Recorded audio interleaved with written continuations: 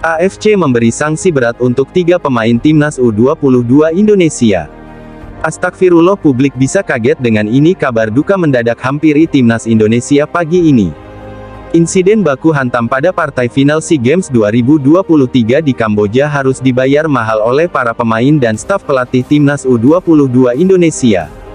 Seperti yang diketahui, final cabur sepak bola putra antara timnas U22 Indonesia versus Thailand berlangsung ricuh.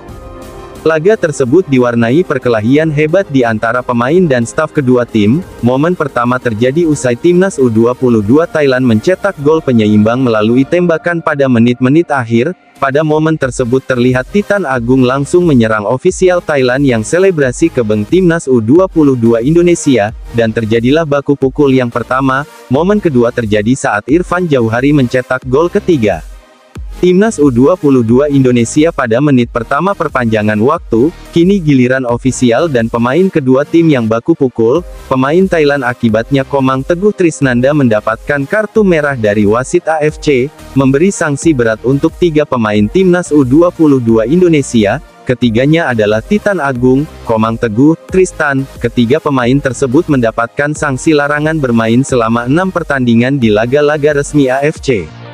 Selain itu, AFC juga memberi sanksi berat untuk staf pelatih timnas Indonesia. Pada momen brutal malam itu 4 staf yang dimaksud adalah Ahmad Nizar Cesarea, Nur Murnitoid Sarnadi, Sahari Gultom, dan Tegar, mendapatkan sanksi larangan mendampingi tim selama 6 pertandingan. Selain itu, Tegar juga mendapatkan sanksi tambahan denda. Pelatih kiper timnas U22 Indonesia juga mendapatkan hukuman yang sama dengan Tegar di Okta Andias. Bagaimana menurut kalian?